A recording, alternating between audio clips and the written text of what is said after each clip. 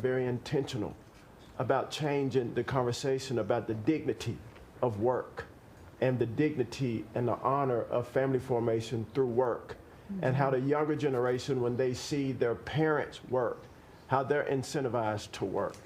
And that, you know, America is not a welfare state, but America was built on small business. It was built on entrepreneurship. And so as it pertains to housing, we're being very focused on that, and even some that receive HUD funding to make sure, like our Section 3, when you receive HUD funding, that you are given opportunities for the most vulnerable Americans that you serve to have work, to have opportunities to work, to have work requirements. Work requirements are not a bad word. That's a great word. Time limits is a great word to incentivize people, able-bodied, able-minded people to work. And I believe that we are, under your leadership, sir, changing that conversation in America to where working is an honorable thing. And Secretary Wright talked about revitalization. Revitalization means to bring new life. And I believe we're bringing new life to America, Mr. President, through work and through all the jobs that people are doing around this table. And with the One Big Beautiful Bill, the most extensive tax break in American history, opportunity zones are now made permanent. And you know how passionate I am, and you are too, sir, about opportunity zones. And so this will allow us to continue to build affordable housing around our country. And Mr. Vice President, I'm coming your way. I'm coming to Columbus later this week, and to see how we can continue to build affordable housing in our country with opportunity zones. And you know, 1 million people, Mr. President, were lifted out of poverty because of opportunity zones. $90 billion of private money was invested in opportunity zones, urban, tribal, and now that they've been made permanent, we're looking for millions more to be lifted out of poverty, $100 billion to be invested, hundreds of thousands of jobs to be created, hundreds of thousands of units of housing to come online. And so, sir, I sit here very excited about the future of this country. I'm very proud to be at this table, humbled to do so. And HUD, we're on a good path. So thank you for all your support and helping us, sir. Thank you very much. God bless you. And I want to give credit to Tim Scott, great senator from a place called South Carolina that we love, right? And Tim really came up with opportunity zones, and we did a good job of working with him, and together we created something that nobody speaks of very much, but it's probably the most successful thing that's ever been done of its kind. It's been amazing. So Tim Scott deserves a lot of credit for that. Okay? Thank you. Thank you.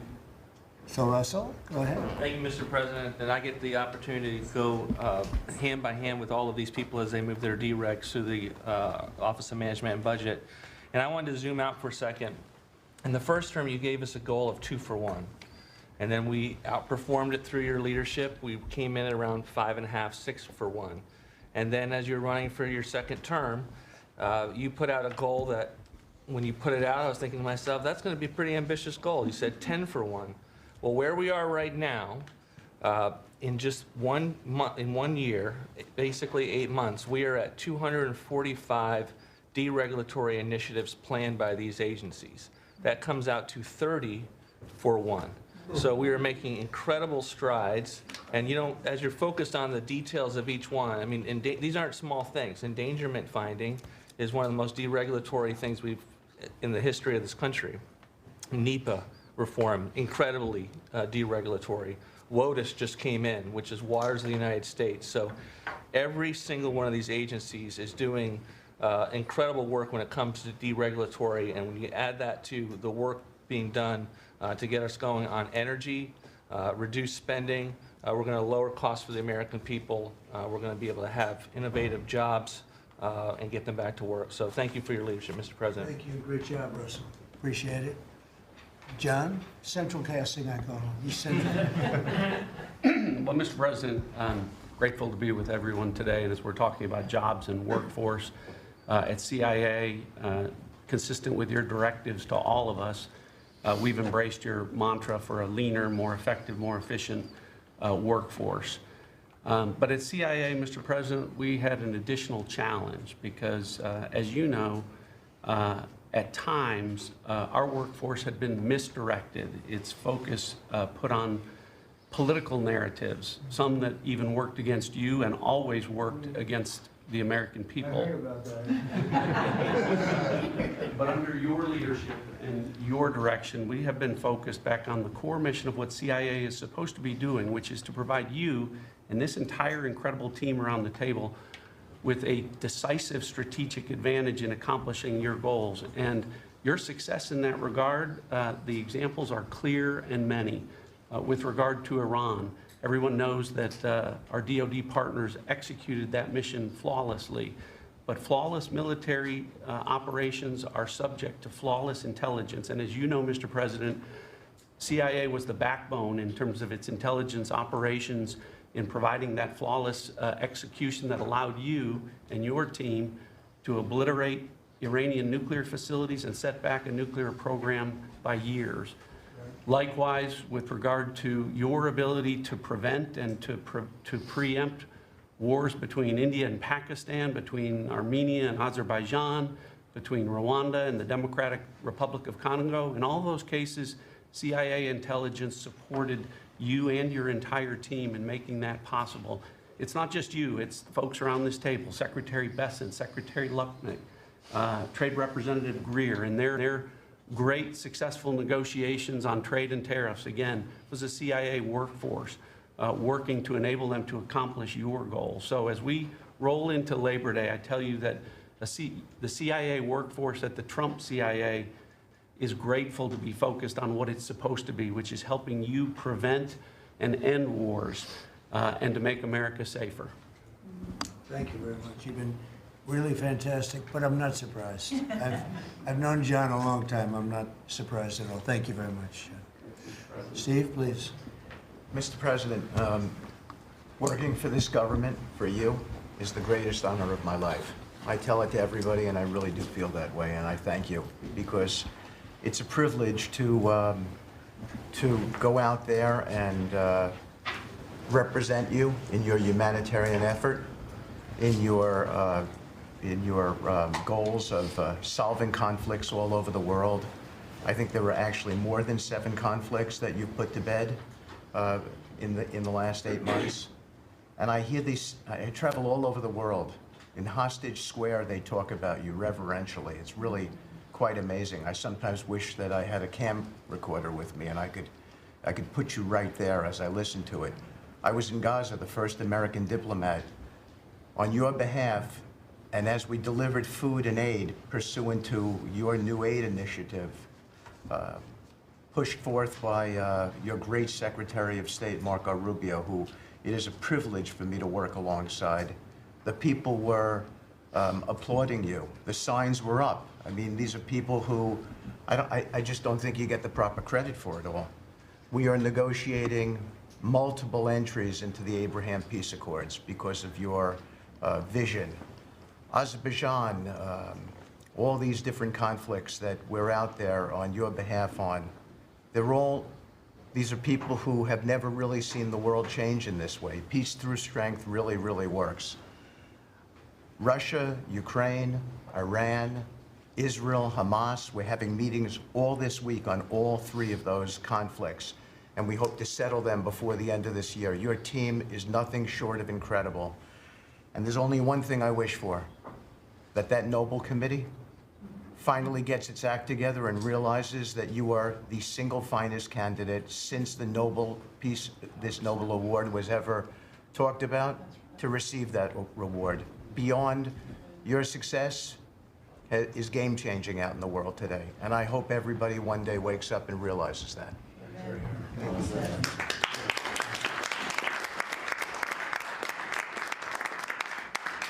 Thank you, Steve. Jamison, please.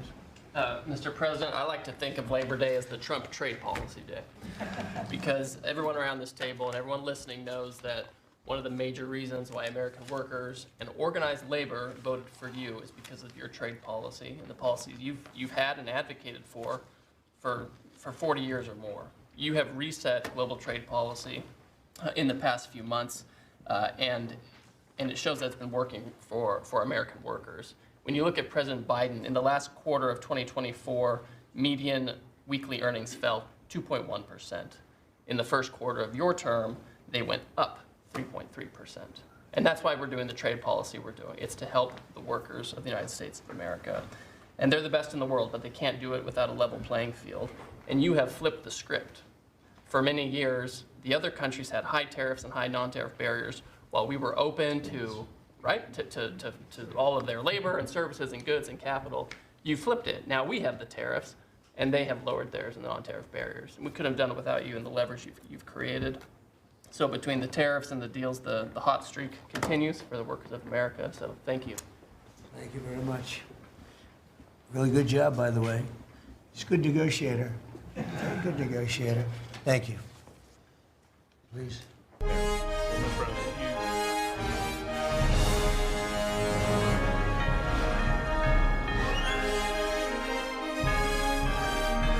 This is NTD Newsroom, live from our global headquarters in New York City.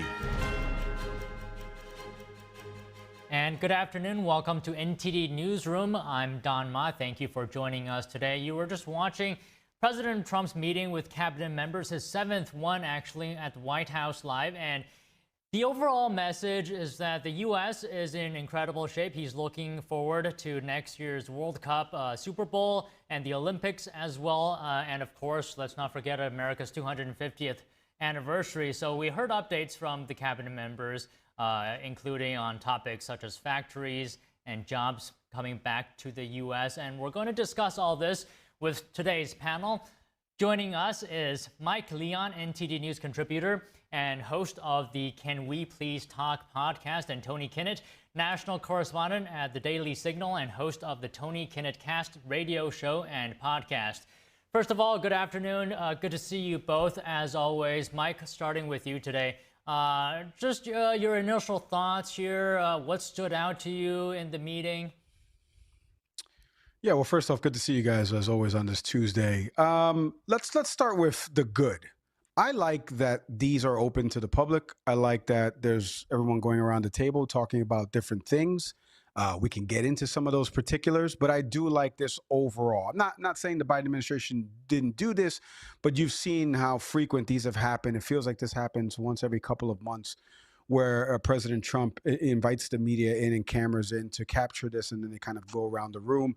A few things kind of stood out to me, and I know we'll dive probably deeper into some of the economic stuff and whether or not, you know, Trump has the power to fire Lisa Cook, and we can get into that stuff. That obviously stood out to me.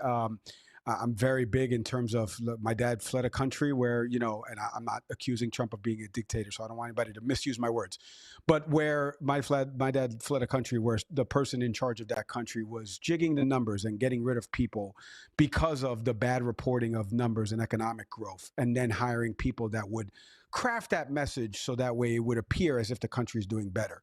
So I never take that kind of stuff lightly when I'm thinking about those things. And we can drill into the economic stuff and whether or not Trump inherited a bad economy from Biden and stuff like that. But some of the things that stood out to me, I know the reclaiming of Labor Day, and I do think that is interesting. But I do like, Don, just at a high level, I do like that this is open to the public. And I encourage more of the American people, you should be watching more of these type of things if you want to listen to the folks that are in the president's cabinet talking about their respective departments. Okay, Tony, a lot was covered today. Your initial thoughts. He talked about President Trump, energy and AI, and he pointed to the data center being built by Meta, which he showed the image, almost the size of Manhattan, expected to be built in Louisiana. Your overall thoughts? Well, good to be with you both, of course. I think that, again, like Mike, I'm rather happy to see these kind of meetings in front of the public. To be completely honest, I could do with a little bit less of the sycophancy, especially from Steve Witkoff. Mainly, again, don't get me wrong, I'm more than thrilled to see a lot of these ceasefires and peace negotiations. But again, one of the things that you have to weigh on the scale when they are all open to the public and you have a team of mavericks who is doing everything all at once, that few minutes that they have is an opportunity to impress the boss, as it has been for the end of time. Again, personally, it's not even a political thing. I just don't care for that. I'm more of a get to it kind of a guy. That stuff said, some of the stuff Trump is getting to, like the data centers, I would say is 90% good. Again, I will be one of these few conservatives who will say that perhaps we should make sure that some of these data centers are being responsible with their power use. Again, not just their power, but their water use. I'm, of course, for the expansion, the mass expansion of natural gas, of nuclear energy specifically. I think that looking at some of that stuff is an excellent thing. On the economic side, look, you tossed it over to Jameson before you cut over to us. And the trade rep has been negotiating a lot of tariffs as leverage. Again, when tariffs are used as leverage, excellent. When tariffs are used as long-term policy, it is a political play to get the union voters who used to be kind of blue-collar Bill Clinton voters of the 90s. Now they are part of the Republican coalition, which is a very weird place to be in, may I just say.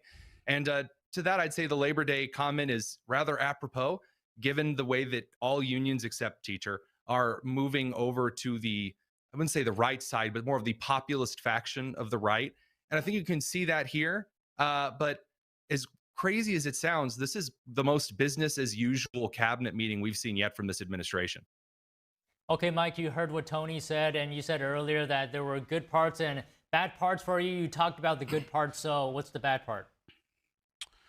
Well, Tony said it. I'm so glad he said it, man, because now I can piggyback and hammer it. I don't need the kissing up. We don't need, it doesn't need to be called the Gulf of America. No, Americans don't care about whether or not it's called the Gulf of Mexico or the Gulf of America. That is stupid things. I mean, I have no other phrasing for it, no other words to use for it. We don't care about that stuff. Americans do not care about that. What they care about is the unemployment rate, which has kind of stayed a little bit steady from when 2025 and Biden left around 4%. Now it's still around 4.2%. We need to see that drop. We need to see what sectors are going to grow. Like Tony just said, and I'm so glad he said it, Tony, you said it beautifully, about tariff policy being used as a negotiating ploy. Because when it's not used as a negotiating ploy, what you see is businesses start to say, I don't know if I can spend the cash here. I don't know if I'm going to have the operating budget for that. So what does that mean? That means hiring freezes. That means other industries are going to have a secondary and tertiary Walmart, effect, for instance. Yes, exactly. But I'll even go to the secondary part and third part, which is hospitality and travel, right? Because that extra spend that they had was going to be spent maybe doing company offsites or maybe doing something in the travel industry that would allocate rooms and all of these different things. And I've heard this from, again, traveling the state of Florida and hearing from different businesses and business owners about this, what tariffs is causing and the uncertainty. So there's a lot that came from this cabinet meeting. I think the bad is kind of what Tony said. With every single person going first, I like, the labor secretary and her name, Lori Chavez, for example. Lori, I don't need the spiel. I don't need to suck up right now. I just need you to get to what your department is currently doing right now with respect to reporting data, giving that back to the President of the United States. This is not the time to do that. 2024, September, October of 2024, during the campaign cycle, you can do all of that. Now that you're in this position and you're leading a major department within the government, you need to explain what your role and responsibilities are in the government, what it is that you're doing, and how you worked with the American people, or whether or not your job affects the American people and how. Outside of that, to Tony's overarching point, I don't need to suck up. And I'm so glad Tony said it, because I didn't want to say it. I wanted to wait for Tony to say it, and he said it, and I love piggybacking on it. Well, that's why we have this panel. You guys, you basically piggyback off each other without, actually, communicating that to each other. Right. Well, I want to bring up crime. You guys haven't brought that up yet. Trump said his efforts to reduce crime is apparently doing very well ahead of the Olympics, World Cup 250th celebration. And one little thing, he highlighted the incident that our very own White House reporter, Iris Tao, experienced, being threatened at gunpoint. She was saying she was pistol whipped, and if she were shot, she was saying that her friends, her family would have never known. It really bothers me. I followed the story regarding your reporter Iris closely. Again, I'm not from DC. I'm from Indiana. But going to DC as much as I have, of course, the way that crime had gripped that city, again, the way that these administrations, and I mean this at the city level, had continually promised to address crime, and then it just got worse, and they blamed it on exterior and extemporaneous issues. That's very frustrating. I think, if I might, I'm not going to speak for Mike, but I'll speak for me here. The reason that I didn't mention crime is that a lot of things the Trump administration is doing regarding illegal immigration and crime at kind of the macro level, and then also at the micro facilitation level, are not only very popular with the American people by the polling showing that it's no longer at the top priority or top concern. Again, today, Iris can walk the streets of DC in most places and feel a lot safer than she had. And by the way, that's not a political gotcha.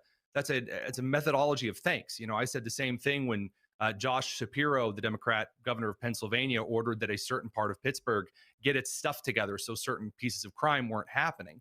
Wes Moore in Maryland has shown recently some shakiness on this, but before he's tried some decent strategies in Baltimore with some good degree. But what I see as far as the crime situation is concerned is, again, very effective, getting the nation's capital to a position where families can actually come enjoy the city, where people can go to work without the carjackings. Friends of mine who are no longer with us because of the violence in Washington, that it's a good thing to solve. And the same with illegal immigration. Those are good things, and they should be celebrated, whether or not there's sycophancy. I will briefly, I don't want to hog the microphone here. I'm not sure I agree with Mike on the Americans don't want certain things like name changes, given the radical move to change every name on a lot of other American institution things, not the Gulf of Mexico, but over the last decade. So I'd say some of that might be warranted, but maybe to be celebrated in a cabinet meeting by the 7th meeting, yeah, probably not. Okay, Tony, so I want your thoughts on the efforts in reducing crime in D.C., over 1,000 arrests, and, you know, our Iris Howe saying she feels safer on the streets. Or Mike? Oh, yes. Sorry. So first off, I'm going to piggyback on something Tony said there. And I never want to plight anybody that's been through something that Iris has gone through. And Tony, your friends, you spoke about them in the past tense. So condolences there. And I never want to belittle anything like that. Here's what I will say about the crime part of this. And I'm going to piggyback on what Tony said in terms of long term when he was talking about tariffs. If we're going to mobilize the National Guard into, according to U.S. News and World Report, the 10 most violent, or at least in terms of statistical data, the 10 most violent cities in America, D.C. is not in that top 10, right? 4 of them reside in red states. We're going to mobilize the National Guard to these red states. 3 of them happen to be in Louisiana. I hope so. Yeah, well, that's what I'm saying. But it's not for scalable, Indiana, for example. Right? Yeah, right. But Tony, so it's not scalable, right? I think you and I both agree it's not scalable. It's not something that you can do long term. So I think Democrats have lost the crime, soft on crime message outside of statistical data on the messaging front because they don't come out and say it how I'm about to say it right now. We want to stop crime. We want to give law enforcement the resources they need.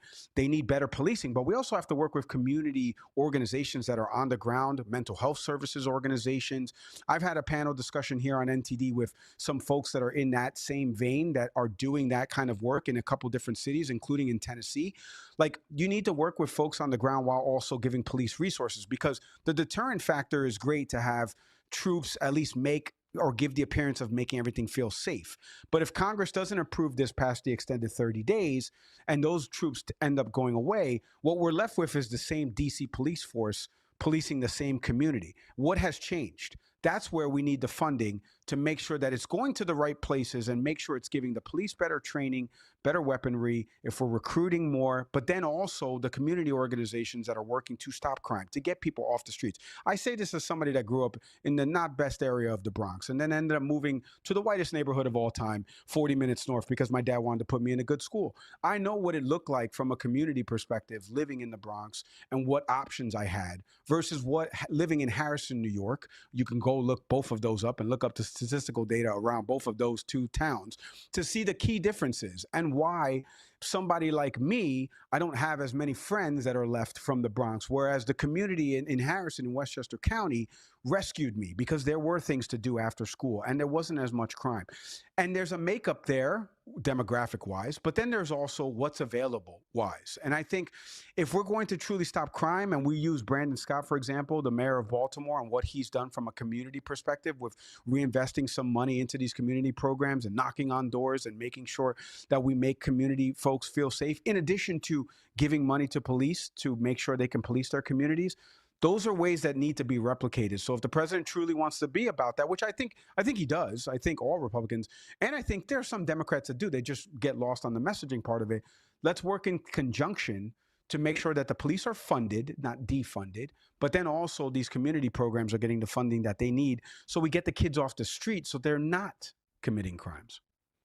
Okay, Tony, one quick response from you on what Mike said, and then I would like to have you comment on our second topic today, which is the deal with Intel, where the U.S. is owning 10% of the company in equities. Is this a more of a bailout move, a strategic investment? Is it about national security?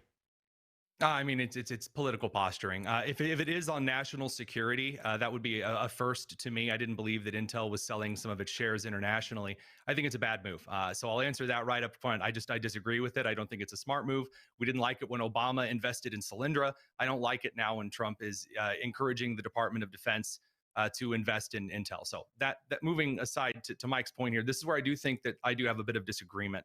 That it's a messaging kind of problem for a lot of Democrats, that we don't see that played out in policy and practice. Of the major cities that we talked about, even in red states, they are all run by blue-centric city councils and mayors who come to the table every election time and say, well, if we just throw more money at it, whether it's at the police, it's community programs, it's after-school programs, that's going to fix it. And in many cases, they do try these. Brandon Johnson in Chicago, they've thrown a lot of money at these community programs, and it does very, very little. The key data that we shows is that in real terms, fatherlessness is a major epidemic in rural America and inner city America. And the highest concentrations of fatherlessness correlates with high crime, no matter the community, no matter the race, no matter the religion. And so when we look at the Trump administration kind of more broadly, it's kind of a long-term solution here. I don't see sending the National Guard to every city. I don't see, I see that as a leverage point, like you said. But realistically for DC, I think that it deserves to lose the local control under the HOME Act. I think that Congress should return, should get off their lazy butts, govern the city appropriately, because Congress was never intended to be its own special citizen-run polity. I think that Maryland and Virginia should take, good chunks of that stuff back, and we should go to a more traditional understanding that's far more easily feasible for long-term governance that keeps people safer. All right, Mike, we got to wrap up. Any final thoughts you have on anything we've discussed so far, and what do you think of the 10% stake in Intel? Yeah, well, like I said, we'll have to catch up on that last point that Tony made on Tuesday of next week. But on the Intel front, couldn't agree more with Tony. As somebody who's worked in product and technology for 10 years, the government shouldn't be in the business of owning shares of some type of company like that manufactures technology or has a say in technology. If the government bought 25% of Apple tomorrow, we should all be losing our minds because Apple has UID devices that have tracking capabilities in them. You shouldn't be getting in the business of that and replicating that. And I'll echo what Rand Paul said. This is a type of socialism. I thought we were against socialism, right? So I'm totally against it. To Tony's larger point, it's just bailout bait. It's a bailout bait. I totally agree with Tony on that point for sure. Okay, well, great discussion again. We'll continue this next week potentially, and I hope both of you would come. And that's it for today. Thank you very much. Thanks, Don. Thanks Mike. Coming up after the break, a federal judge today has thrown out the Trump administration's lawsuit against Maryland's entire federal branch. A block on immediate deportations will stand. Stay tuned.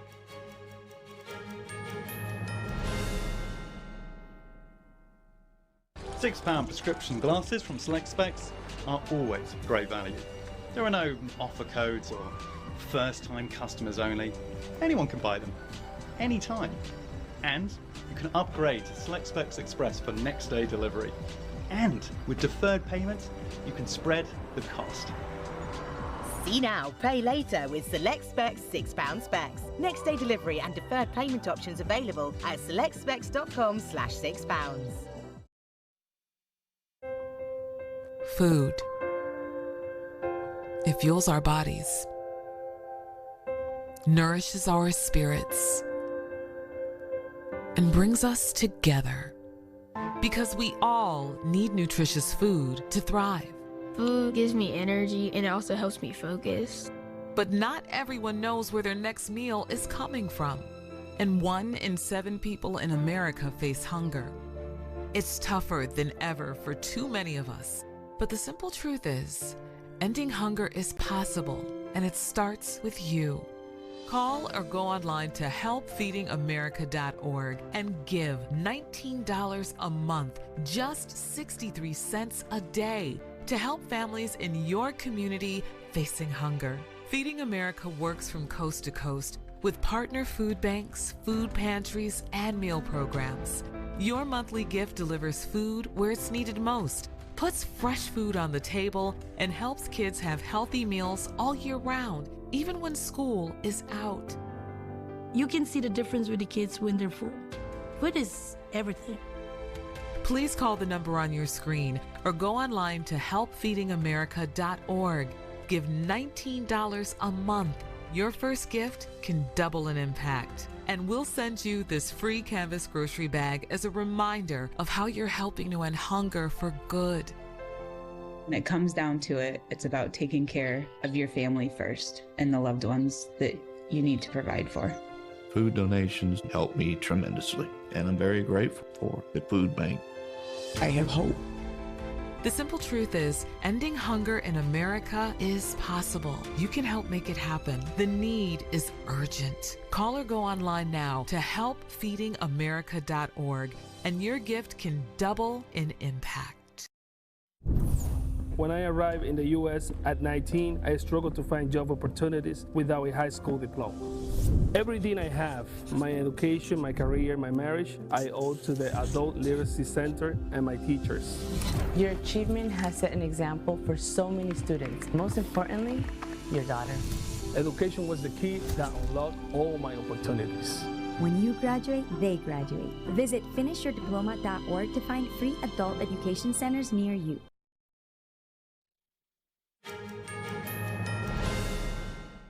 A federal judge today threw out the Trump administration's lawsuit against Maryland's entire federal bench. The lawsuit challenged a standing order by the chief judge that stopped the immediate deportation of migrants challenging their removals. The Virginia federal judge Thomas Cullen, who heard the case, said the Maryland judge correctly imposed temporary stays on deportations.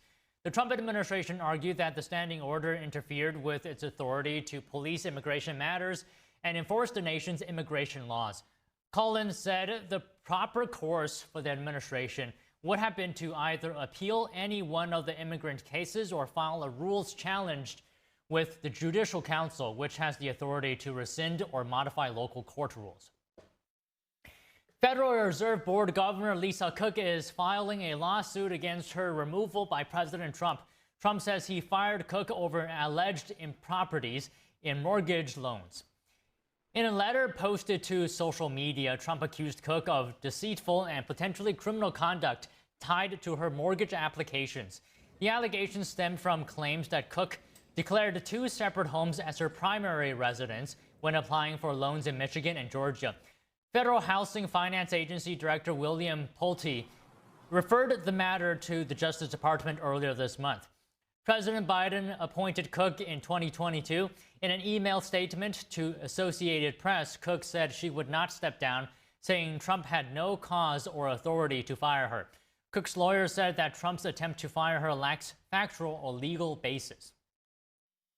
Trade is in focus across Asia this week. A senior negotiator from China heads to Washington. The U.S. and Japan are finalizing a $550 billion investment deal, plus new American tariffs are hitting Indian exports. NTD's Daniel Monahan brings us up to speed.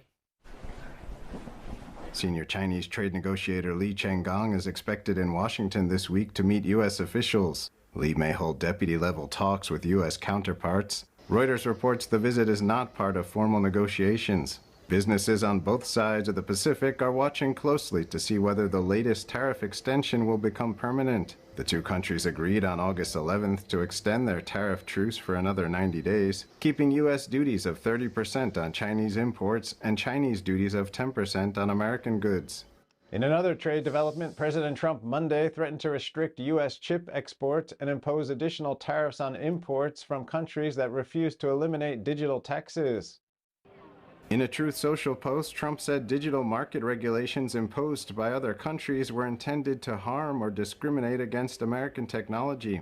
Trump said the countries, quote, also outrageously give a complete pass to China's largest tech companies. This must end, and end now. The president urged countries that have such taxes to show respect to America and what he called its amazing tech companies or face the consequences. Trump wrote that America and American technology companies are neither the piggy bank nor the doormat of the world any longer. Many countries, especially in Europe, have levied taxes on the sales revenue of digital service providers, including Alphabet's Google, Meta's Facebook, Apple, and Amazon. Turning to Japan, Commerce Secretary Howard Lutnick says the United States will make an announcement this week on Japan's $550 billion investment in the U.S. A top Japanese trade envoy is planning to visit Washington this week to formalize the package. Lutnick discussed the deal on Fox News.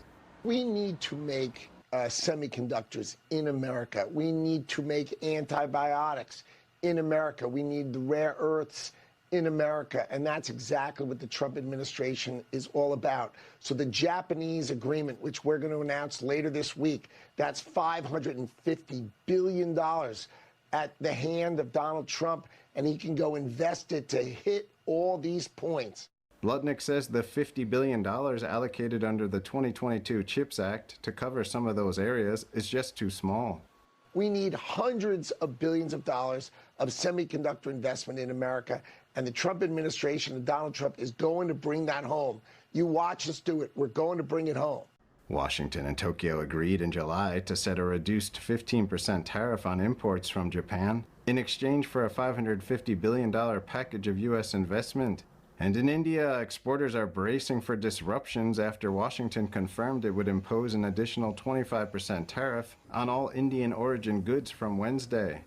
Indian exports will face U.S. duties of up to 50% after President Trump announced extra tariffs as punishment for New Delhi's purchases of Russian oil. Daniel Monahan, NTD News. And a trade update. Indonesia says the United States has agreed in principle to exempt its exports of cocoa, palm oil, and rubber from the 19% tariff imposed since August 7th. We have submitted the documentation to the U.S., so now we are waiting for what is their response. But during the meeting, basically, the principle has been agreed. That is for product that is not produced in the U.S., such as palm oil, cacao, rubber. For that, will be zero or close to zero. Indonesia says the exemption will take effect once both sides reach a final pact. Another trade discussion concerning Indonesia is potential U.S. investment in fuel storage in the country. The region's largest economy was among the first nations to strike a tariff deal with Trump in July. But Jakarta ended up facing the same rate as some other countries, such as Thailand and Malaysia, and just below Vietnam's figure of 20%. Critical minerals are in the spotlight today. The U.S. government is moving to add 6 mineral commodities to the list of its critical minerals. It's part of efforts to boost domestic production and reduce reliance on foreign suppliers. The U.S. Geological Survey is recommending commodities including silicon, copper, silver, and lead be added. The updated list will be published in the Federal Register today. At the same time, arsenic and tellurium, previously considered critical, are recommended for removal. If approved, the 2025 critical minerals list will grow to 54 commodities, up from 50 in 2022 and just 35 in 2018. China dominates the processing of at least 30 of the minerals already deemed critical. Since last year, Beijing has tightened exports of several key minerals.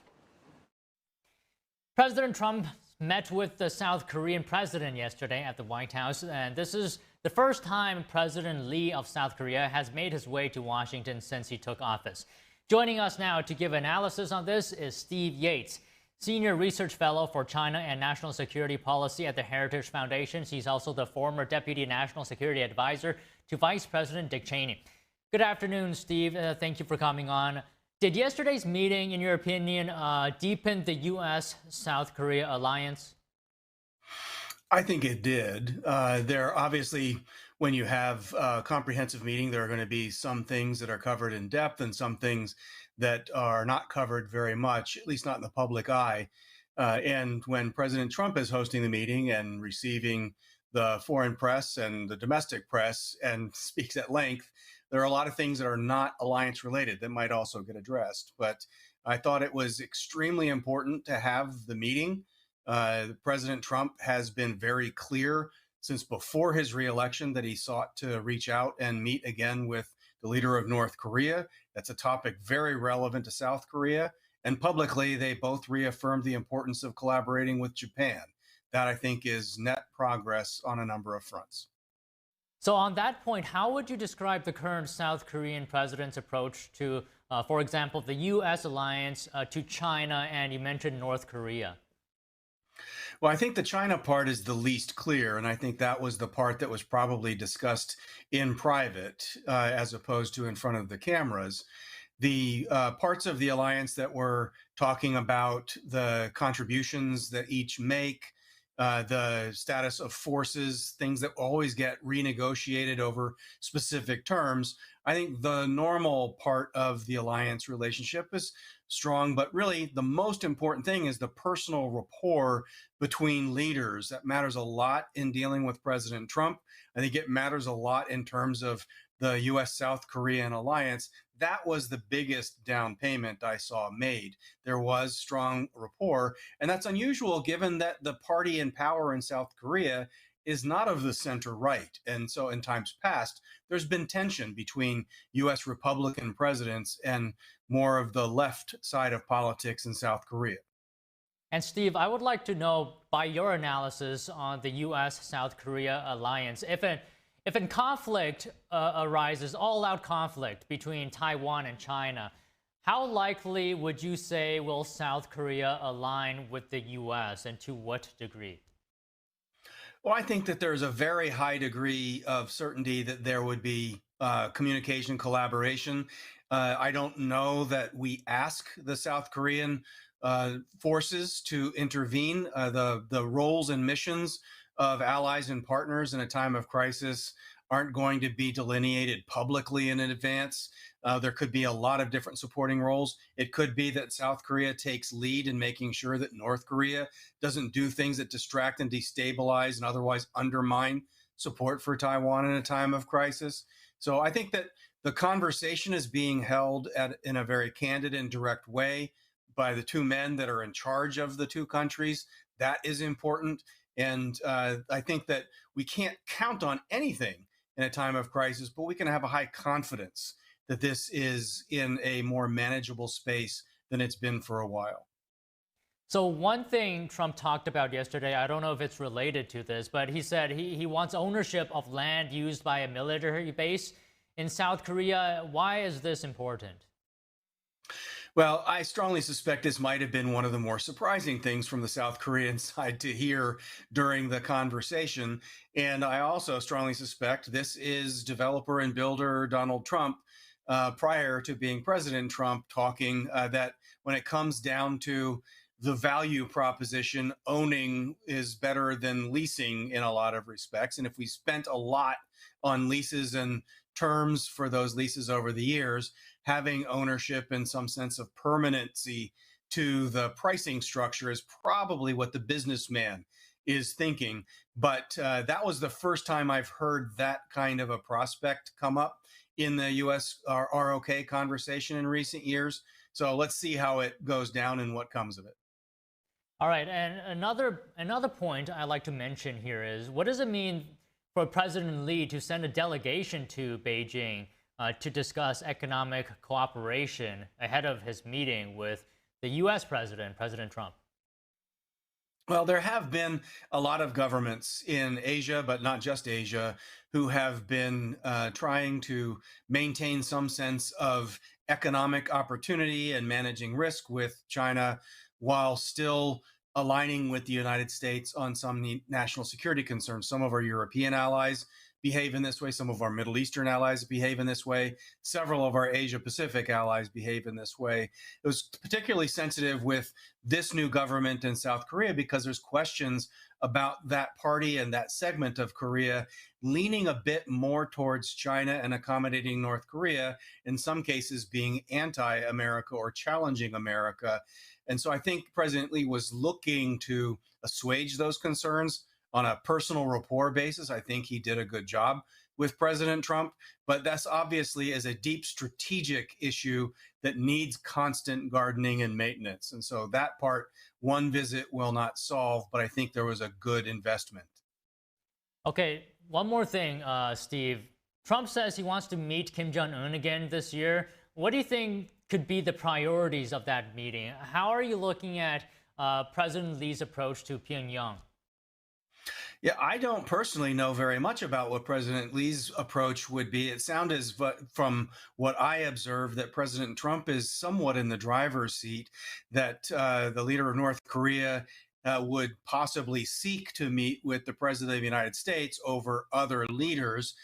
President Trump, I think correctly, would like to make sure that our most critical Asian allies are not left out of that. And of course, our ally on the peninsula should not be left out of that. So he opened up the conversation to maybe doing it together.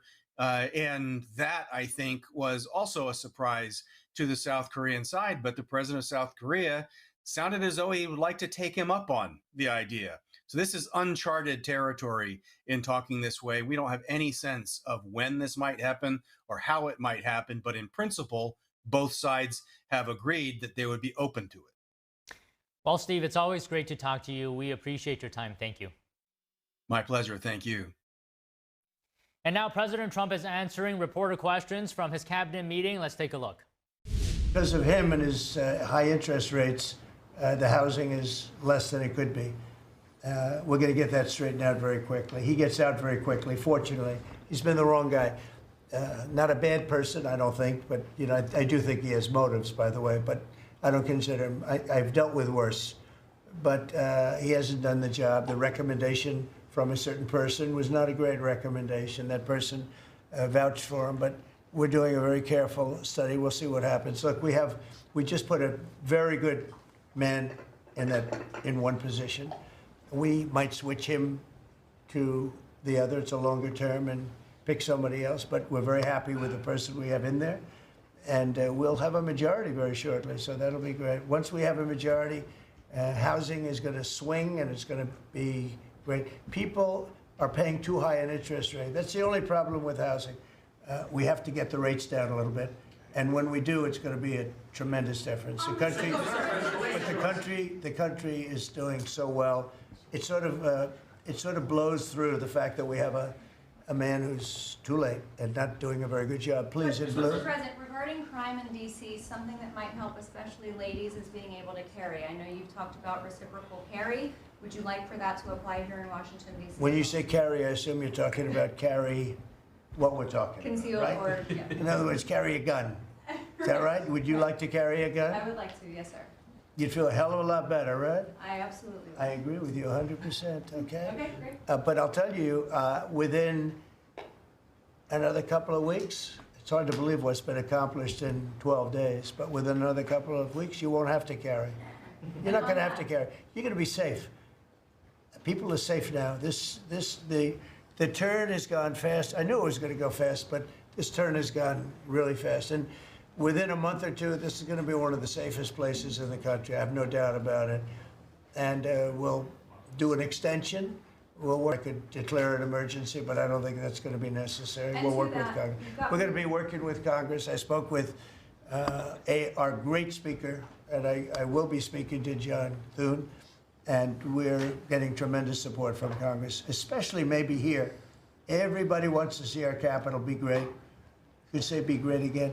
You know, it's such a beautiful place, but if you have crime, nothing looks beautiful.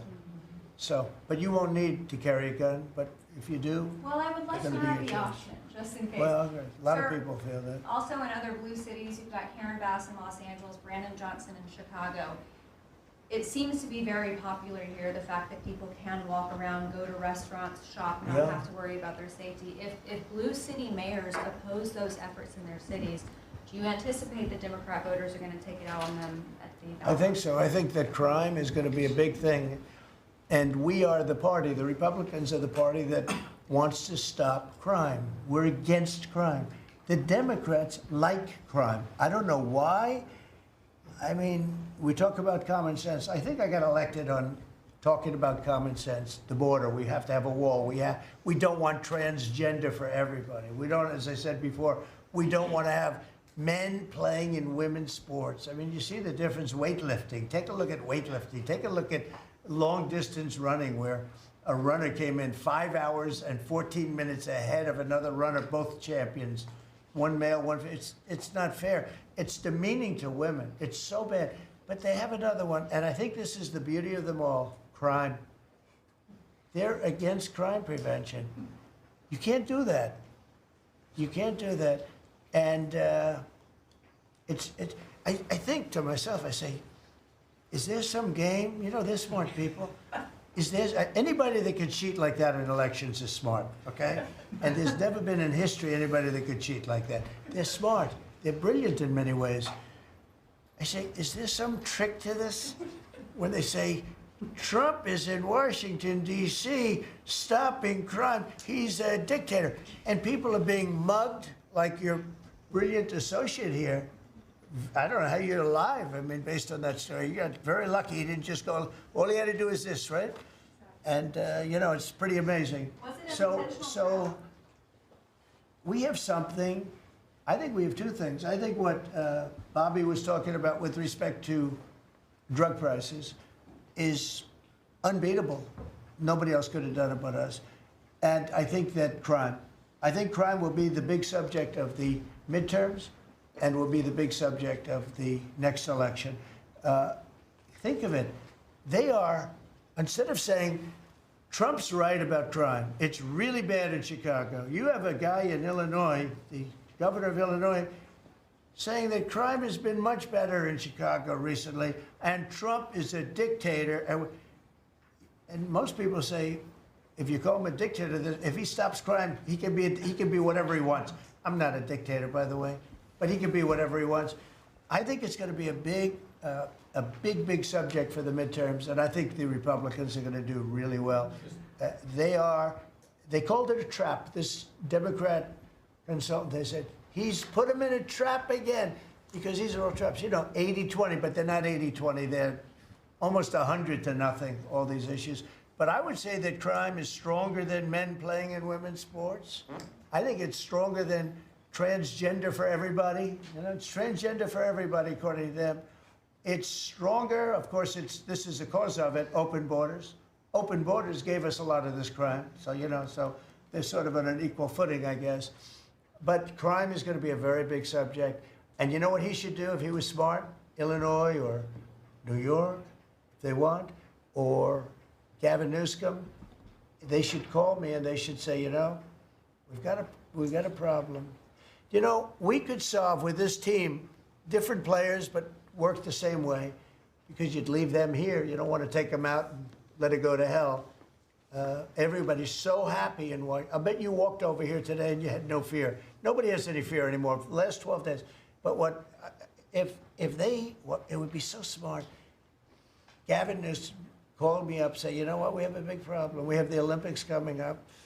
We want to do well. We have tremendous problems on crime and other things, and would love some help. Chicago in particular, maybe right now. I mean, it's a disaster. It's a disaster. We could solve their problem in, it's bigger than this, let's say 2 months. Okay, working with their police. I know their police very well. I have a big project in Chicago. I was so proud of it. It's the best site in Chicago. I got it. Nobody else got it. I was happy as hell. That was when I was a real estate guy, and I got it. The Sun Times site, they call it. And I built a building. It's a great building. And I'm so embarrassed when I see the kind of crime stats coming out. They're so embarrassed. And if I were a governor, a Democrat governor, or mayor, or anybody having to do, I'd call up President Trump. I'd say, President Trump, we need your help. We saw what you've done in D.C. in a period of 12 days. This is 12 days. We haven't even started. This is going to be so safe. It's going to be the safest place on earth. And we'll do the same thing in Chicago. But I'd like to be asked, as opposed to just going in and doing it. Because, you know, when you go in and do it, then they start screaming, oh, he shouldn't be here. We don't need him. We're doing so well. And then the better we do, they take credit for it. So it's really pretty unfair. Mr. President, yes, go ahead. Crime, for a lot of victims like myself, a big concern is long-term sustainability. Can you share with the American public about your plan in ensuring that D.C. is safe in the long term? Longer term, yeah. Well, it's a great question. Number one, we want to stay there for longer than 30 days, as you know. We have an absolute mandate, and I can extend it, but I'd rather not have to declare a national emergency, because by that time, I mean, right now there's not an emergency. We've done, as you sort of said yourself, it feels like a different world. We've got under arrest and prosecution, and we've taken some, and we're in the process of taking hundreds out of our country that shouldn't be here. And these are hardcore professional criminals. They were born to be criminals, in my opinion, but they're seriously bad people. Murderers, drug dealers, you know them all. You see them all as you walk beautifully to work, and every once in a while somebody puts a gun to your head, because that's what happened in your case. We're getting a lot of them out of the country. We're putting a lot of them in prison because we're afraid to bring them out of the country. They could come back. You know, as good as we're doing, they could come back. We don't want them back. And that's going to solve a lot of it. We also think there should be a presence here for long enough. We should also work with our police department, because you have very good police here. Very good. We're working very well with them, by the way. And we have to work together for a while. We have some people that are very tough and very strong working with the police. They're going to be able to handle it. And you know what? If it gets a little bit bad, just a little bit, I'll bring them back in and we'll straighten it out and we'll make it perfect. You're going to be so safe in the city. And you're going to have the city beautified. We're going to be giving out, we're working with Clark, as you know, construction. They're the biggest. They're working with me also. We're building a beautiful ballroom for the White House. They've been after it for 150 years, employs a lot of people. It's going to be as beautiful a ballroom as has ever been built. And Clark is the big builder in this city. They've done, I guess, a majority of the good work, the big work. And we're working with them on the beautification, the fixing up of the roads, the fixing up of the medians, between the roads, so cars don't wrap into each other. They wrap into, I have one piece sitting on the ground for weeks. This was a year ago when I had to come in, unfortunately, for fake court cases. And I looked at the condition. We have it fixed up a lot right now. You know, the tents are removed and a lot of things have taken place. But I'd come into this city and I'd say, boy, does it look bad. The filth on the roads, the medians were broken and always laying down, and nobody would fix them, and all of that. Well, we're going to have new medians. We're going to have a nice topping put on the road. We're not going to rip the roads apart and start a construction project that lasts for 2.5 years as they rebuild the road, which they don't have to do. And we're going to have this place so beautiful. That's going to be a part of it. Now, the biggest part is crime, but it's also a part, you know, when you see a dirty city, it's like I told, I don't know, it became the #1 thing viral. I said my father, he's a smart guy, he's a great guy, he's a loving, wonderful father, but he could be a little on the tough side. He told me that, son, when you walk into a restaurant and you see a dirty, filthy door going into the restaurant, don't go there because the kitchen's dirty also. When they see a dirty capital, the rest of the world, they lose a lot of respect for our country. This capital is going to be so beautiful. We're going to have new poles, new lights, new fences. It's stuff that, when you add it up, it's money, but it's peanuts compared to what we're talking about. And we're also going to have great safety. Mr. President, I wanted to ask you on crime and also a question on foreign policy that maybe other officials can weigh in into.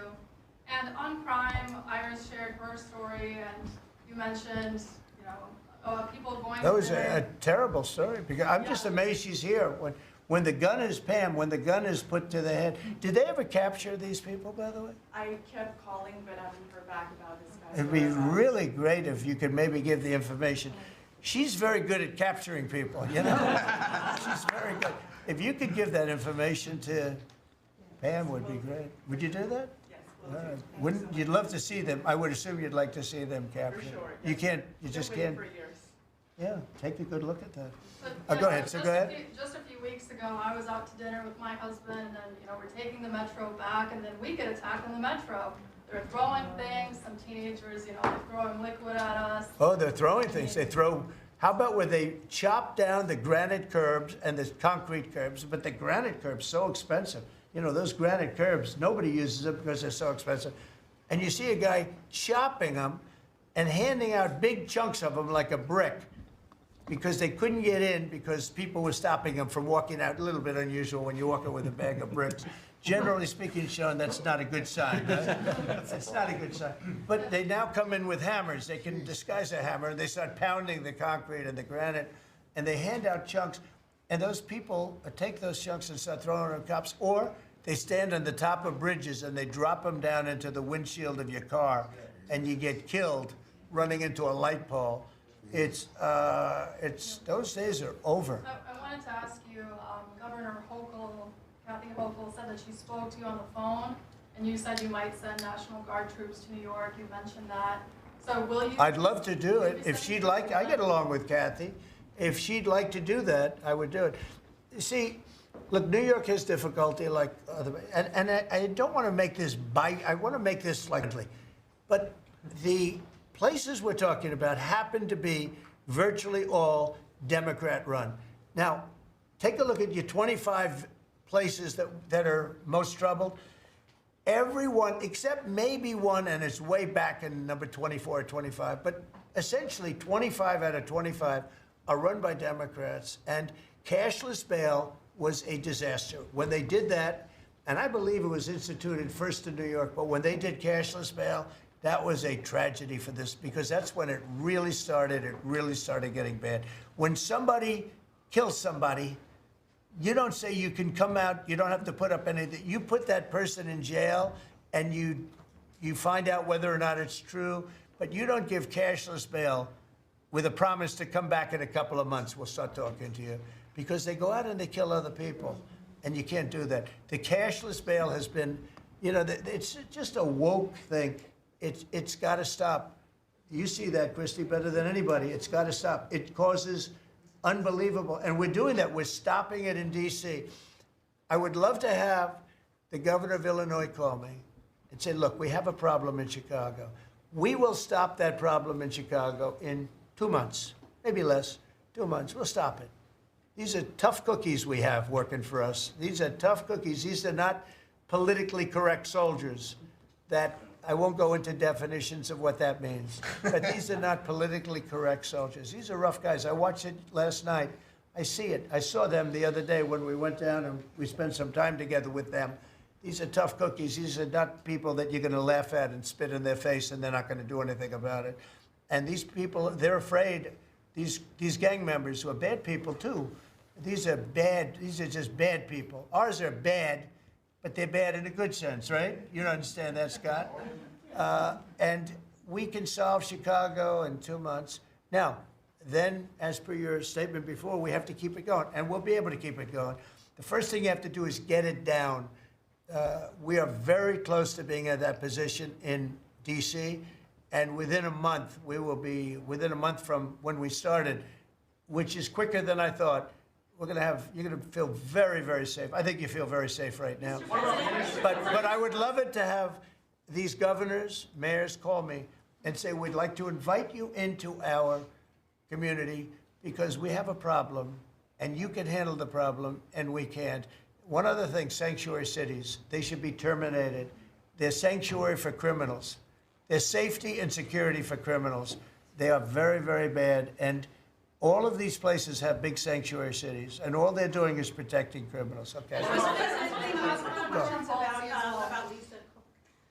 You have spoken out very strongly for a long time about what you see as the weaponization of government. Yeah. Is your administration weaponizing No. government by digging into the mortgage records of officials you don't like? No, they're public. I mean, you can find out those records. You can go check out the records yourself. And you should be doing that job, actually. You wouldn't do that because that's not the kind of reporter you are. But you should be doing that job. I shouldn't have to be doing it. If you did your job properly, we wouldn't have problems like Lisa Cook. Go ahead. You were going to say something. Go. Blue. On national Please. security. I think we have to have lower interest rates, yes. A follow-up question for you and Madam Attorney General on national security. We've heard from Stephen Miller yesterday in the Oval Office that there are street criminals here in D.C. who are actually found to be doing business with transnational criminal cartels. That's right. And we know who they are, and we know who they're doing business with. And we're arresting the people, very strongly arresting, and we're keeping them there because, you know, your laws here make it very difficult. And one of the other laws we're trying to get done, because you have 14-year-old kids that are just as tough as a 25-year-old kid, just as dangerous, and they carry the same gun. And we have to make a provision where they're treated like older people, because these are seriously tough, bad. They're children, but they're criminals, and they're really bad criminals. And they're used by older people because they never get charged because you can't do anything to them. But we are getting that change, Pam, I hope, because you have 14-year-old kids that are evil. They're sick. and they have to be put away. Something has to be done, because you can't have a society where they're allowed to walk the street. You know that better than anybody. On your way to Alaska. I can't believe you're not tired holding that? I have a few more questions. How strong are you? How strong are you? Look at him. He's been holding that thing for 3 hours. You're a good fisherman. Well, Go ahead. On the way to Alaska, you had mentioned that there would be severe consequences if Vladimir Putin did not agree to a ceasefire. Yeah. After that summit that was rolled back, given the negotiations, is he back on the clock now? I want to see that deal end. It's very, very serious what I have in mind if I have to do it, but I want to see it end. I think that in many ways he's there. Sometimes he'll be there and Zelensky won't be there. You know, it's like, who do we have today? I got to get them both at the same time. But I want to have it end. We have economic sanctions. I'm talking about economic, because we're not going to get into a world war. I'll tell you what, in my opinion, if I didn't win this race, Ukraine could have ended up in a world war. We're not going to end up in a world war anymore, but it would have ended up possibly in a world war. That would have been they were ready to trot. But just like India and Pakistan, we're going to end up in a nuclear war if I didn't stop them. You know, it's sort of strange. I saw they were fighting. Then I saw 7 jets were shot down. I said, that's not good. That's a lot of jets, you know. $150 million planes were shot down. A lot of them, 7, maybe more than that. They didn't even report the real number. I'm talking to a very terrific man, Modi of India. And they say, what's going on with you in Pakistan? Then I'm talking to Pakistan on trade. I said, what's going on with you in India? And the hatred was tremendous. Now, this has been going on for a hell of a long time, like sometimes with different names for hundreds of years. But I said, what's going on? I said, I don't want to make a trade deal. No, we want to make a trade deal. I said, no, I don't want to make a trade deal with you. You're going to have a nuclear war. You guys are going to end up in a nuclear war. And that was very important to them. I said, call me back tomorrow, but we're not going to do any deals with you, or we're going to put tariffs on you that are so high. You were there, Howard, right? Yep. You're going to put tariffs on you that was so high, I don't give a damn, your head's going to spin. You're not going to end up in a war. Within about 5 hours, it was done. It was done. Now, maybe it starts again. I don't know. I don't think so, but I'll stop it if it does. We can't let these things happen. The Russia-Ukraine situation, last week, 7,012 soldiers, 7,012 soldiers died. They were Russian, they were Ukrainian, they weren't American, so a lot of people would say, what do you care? They're not American. I care. They're 12,000, over the last couple of weeks, over 12,000 people died in like in 2 weeks. You know, we're talking about crime where somebody's killed here or somebody. Think of it, you have your son leaving Russia, leaving Ukraine, their little house, wherever they live with their parents, they're waving goodbye, just like our parents would wave goodbye. And they're waving goodbye, son. And then a week later, his head's blown off in a stupid war by a drone, a whole new form of military problem. So, no, I'd like it to stop. I want to get it to stop. And it will not be a world war, but it'll be an economic war. And an economic war is going to be bad. And it's going to be bad for Russia, and I don't want that. Now, I have to also see, because not everybody, you know, Zelensky's not exactly innocent either, okay? You know, it takes 2 people to tango. And I say it all the time. You got to get them together. I get along with Zelensky now, but we have a much different relationship, because now we're not paying any money to Ukraine. You know, stop that. We're paying money to ourselves. What's happening is NATO is buying all of the equipment and paying in full. But even with that, forget about that. I want to get it stopped, because it's a lot of lives that are being lost. Every week, it's 7,000, 5,000, 6,000. I get the reports, and I see battlefields. I'd rather not see them. And you know, you read about Gettysburg. You read about Gettysburg, and you see, you know, those 600,000 people. But in that war in particular was really bad, like 150,000 or something, just dead body. I'm seeing the same. I see pictures. I see satellite pictures of heads over here, arms over here, legs over here. And this is like a modern age. It's no different than the worst wars that I've ever seen. And if I can stop it because I have a certain power or a certain relationship, I had a very good relationship with President Putin. Very, very good. That's a positive thing again. And I think I'm probably the only, Steve Witkoff would tell you I'm the only one that can solve it. I don't know. He's told me that a few times, unless he was saying that just to build up my ego, but it's not really. I have no ego when it comes to this stuff. I just want to see it stop. Thousands of young people, mostly young people, are dying every single week.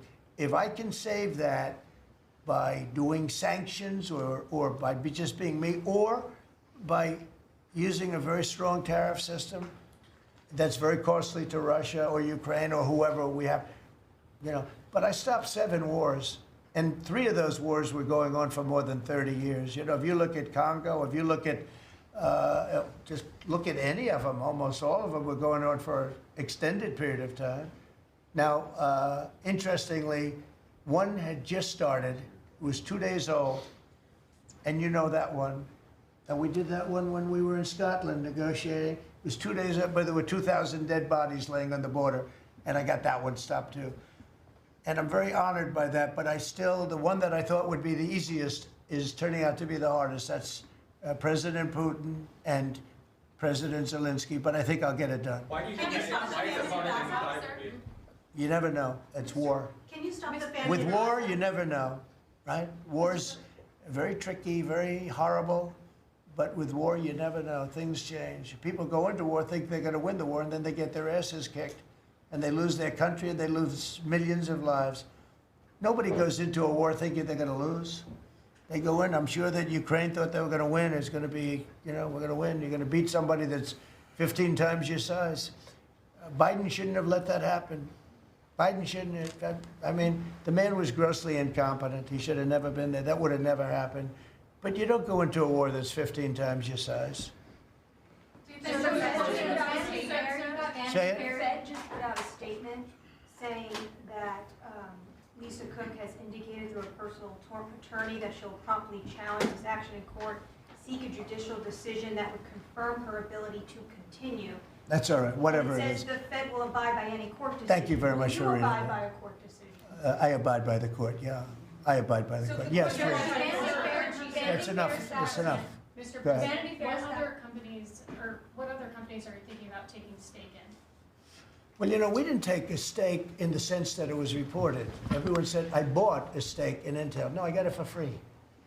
I said I was with the, is that correct statement? Howard was there. Absolutely correct. Scott knew all about it. They came in, a man was charged with something by a very good person, Senator Cotton, made some statements about the gentleman that was running Intel. When he came in, and I said some rough things about him, I said, I'm not happy with it, and they called, and he was very devastated at what I said. I said he should immediately resign. And he came to see me, and I was very impressed by him, actually. And he made a mistake, or factors happened where something like this could have taken place. In the meantime, his board was staying by him. And I said to him, and took about, I would say, less than 45 seconds. I said, you know what you should do if you're smart? Give the United States of America 10% of your company. And he looked at me and he said, I'll do that. I said, I just made $11 billion for the United States. And we made the deal. I didn't pay, we didn't write a check. Now, I guess Biden, with his stupid CHIPS Act, handed money to all these people that didn't need any money. It didn't do anything. You know, they're giving billions of dollars to everybody. They all have so much money, and they have more money. But there's no commitment that you had to build. They just took all this money. I don't know, it's the stupidest thing I've ever seen. See, with tariffs, they have to come in, because if they don't come in, they can't sell into our country.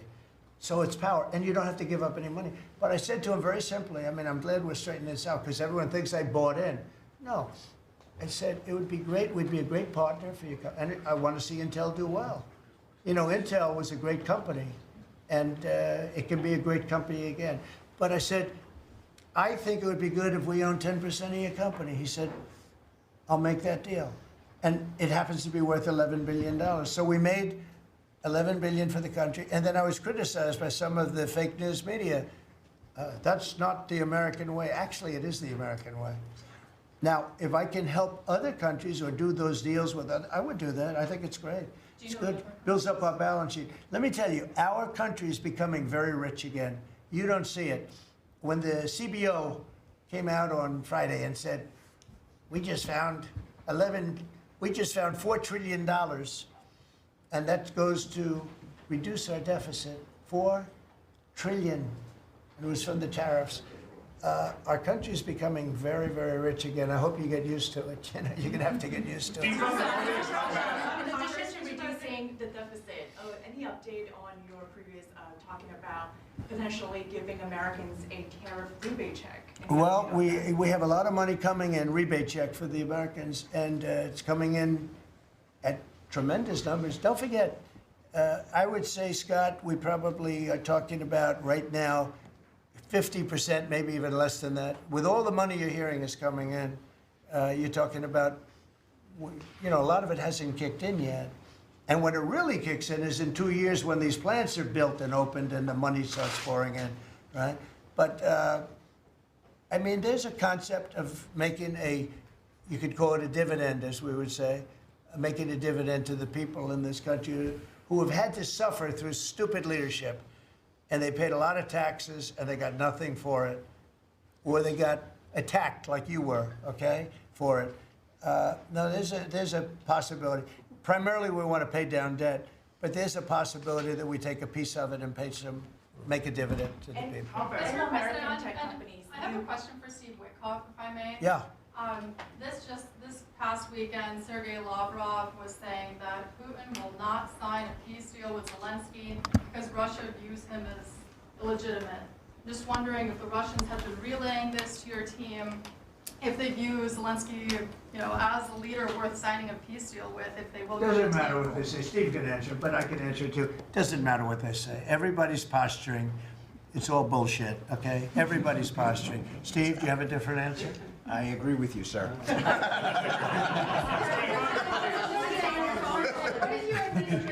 in this city, there are 500 people short of the police departmental police. In New York City, it's 3,000. In Chicago, it's 1,300. Would they have had to bring in troops from the National Guard if the police departments in this country were fully staffed? Defund the police. How bad did that turn out for America? It's an interesting question. I was surprised when I heard how many police were here. It's not a really big area. And I think they said they're down to 3,200 police or something like that. I said, that's a lot of police. And I was a little bit surprised because to me, that's a big force. And it's not a big area, but it is what it is. There's a lot of crime. You have a lot of, don't forget, you have a lot of police that weren't allowed to do their job. When I came in, as you remember, we made tremendous strides in a little conflict that we had going at the time because I allowed our military to make the decision.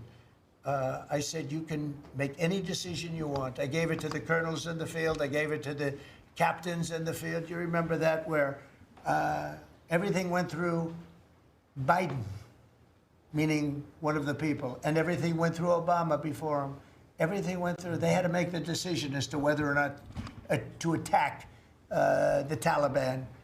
So they'd find 30 people together. They'd call up Washington, and they'd go to a political hack who knew nothing about it. My first night, I got that same call. Like they called me, and they said, "We have a." I got a call at 3 o'clock in the morning because I listened to their system, and they were calling me, and they were asking me whether or not they could attack a group of people having to do with you know what war I'm talking about. And I said, I know nothing about this. Wait a minute. And then I said, who is he? Let me speak to the people calling. They're calling from Afghanistan. And I said, let me speak to the people. I want to speak to them.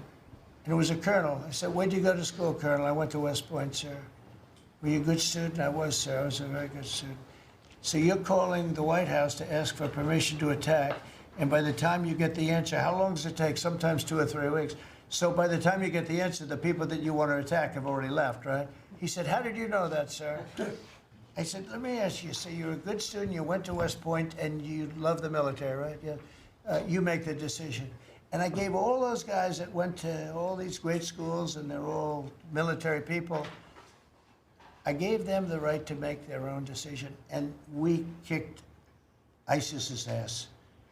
Don't forget, ISIS was supposed to be, take 5 years to terminate him, and we had a man named Raisin Kane, who happens to have done the whole thing in Iran. He's a great general, and he's a wonderful guy too, believe it or not, but he's a great soldier. We let them do their work, and we defeated ISIS. We defeated everybody. Every fight that we had militarily that I had, I won. And I let these great soldiers do some make a mistake, I guess. But like this colonel, I'll never forget it. Where did you go to school? I went to West Point, sir. I did ask him a question. I like good students as opposed to bad students. He said, I was a good student, sir. And I said, you do what's necessary. And, you know, I don't want to sound overly vicious, but he wiped out the entire group of very bad people that want to kill us. So you have to let them do their job. In Washington, they're not allowed to do their job, okay? They're not allowed. You have great police. You have great police, but they're not allowed. Hello. Go ahead. On Congress, Mr. President, would you be open to a year-long continuing resolution? I'm always open to whatever's necessary. Here's the problem in Congress. You have Democrats that will never vote for anything. I could say that we're going to lower your taxes by 50%. We're going to guarantee you free cities, safe cities. Nobody will ever get touched, molested, beat up, shot in the head. We're going to give you the greatest country ever. We need your vote. And they won't vote. And they do it in unison. The only thing they do good is cheat on elections and unite. You know why they unite? Not because they're good or they're loyal people. They unite because they're afraid. They're afraid of the radical left. And you can't get their vote. So we have a vote coming up at the end of September. And I think we're going to pass it because we have the majority. And I think almost every Republican will vote for an extension. Because no matter what deal you make with these people, look at Schumer. He made a deal a year and a half ago. And after making the deal, he's been almost run out of the party. He's not the same man. He's not the same man. He's finished. He aged 20 years. He's become a Palestinian, by the way. We call him our great Palestinian senator. But Chuck Schumer, and I wrote him a letter. I said, Chuck, that was really great. Thank you very much. And somebody gave the letter to the press, not me. And he was destroyed because they thought I was being sarcastic, and I wasn't. He made a great decision. It kept our country open. It was a positive. But you can count on almost no vote. I mean, I see things. I'll give you an example, crime. So we're going to pass a bill to stop crime. We may not get one Democrat vote, okay? We may not get one. So when you say continuing resolution, I guess so, and it's going to be passed exclusively by Republicans. On farm Mr. President, visas, why do you just you mentioned in Iowa that you wanted to see some changes to the age. And that was President Trump at the White House holding a cabinet meeting, his 7th one, and taking reporter questions on a wide range of topics, including the Russia-Ukraine war, crime in D.C., and tariffs. For further analysis on this meeting, we're bringing in Emel Akan, senior White House correspondent for the Epoch Times. Okay, Emel, thank you very much for joining us. So a lot to be said here. The meeting has been going on for a few hours now. Talk to us to start off here, the overall theme or message that you're getting from this meeting. Yes, as you mentioned, this is the 7th meeting, cabinet meeting, and it's fascinating to watch because it's open press and it's like going on for more than 3 hours. And I'm a little sorry for those reporters who are standing there because they have been standing for 3 hours and watching the cabinet meeting. And then now he's taking questions. It's fascinating to watch that. But the real message of this meeting was labor, the focus on American workers, because it's Labor Day, before the Labor Day, this cabinet meeting. And it was really mentioned during the meeting that actually President himself asked the cabinet members to prepare some speech about about how each agency is actually helping the American worker. So each cabinet member talked about their what they accomplished for the American worker, what they have delivered to the blue collar workers, and what their policies mean going forward for the American workers. So it was fascinating to watch, and it was a very focused meeting on labor, on American workforce, and so it was interesting to see how this was arranged before the Labor Day. Right. You mentioned this meeting has been going on for 3 hours, and President Trump also commented on the fact that some of the reporters, the camera people, have been holding the equipment for so long, and commenting on perhaps they're very strong. So that aside, what are the current areas in terms of focus for the administration? We've heard President Trump talk about crime in D.C., for example. You're mentioning labor as well, and the topics including the Russia-Ukraine war also came up, and tariffs. What do you think? Yes, a lot of topics have also come up during this meeting, many national security issues. But what stood out actually for me was the DC, how he is, doing in nation's capital, and this recent measures to crack down on crime and criminals. And so he talked about that. That was an interesting part, that when he asked NTD TV reporter Iris Dow her experience, and it was kind of like interviewing her. So President took the time to ask what happened to Iris and how she was robbed at a gunpoint, and how she dealt with it. So it was an interesting moment when Iris explained her experience, and then he actually tied that to his achievements or measures in DC to control the crime, surge in crime. So that was the main focus. And one thing that really made the headlines is that he is seeking to restore death penalty for people who commit crimes here. Basically, if somebody is killed by someone, that person will be subject to capital punishment. And he mentioned that, and he said that he's seeking that. So it's interesting to hear that as well during this cabinet meeting. And what did you hear on the topic of tariffs? The Trump administration apparently bringing in billions and billions of dollars. I think that part is very interesting. Tariff policy, he always liked to highlight that the tariff policy is working, and he's bringing trillions of dollars. He highlighted the CBO projection, which basically an organization that doesn't really always agree with the administration, and they came out with a projection telling that there will be $4 trillion deficit cut.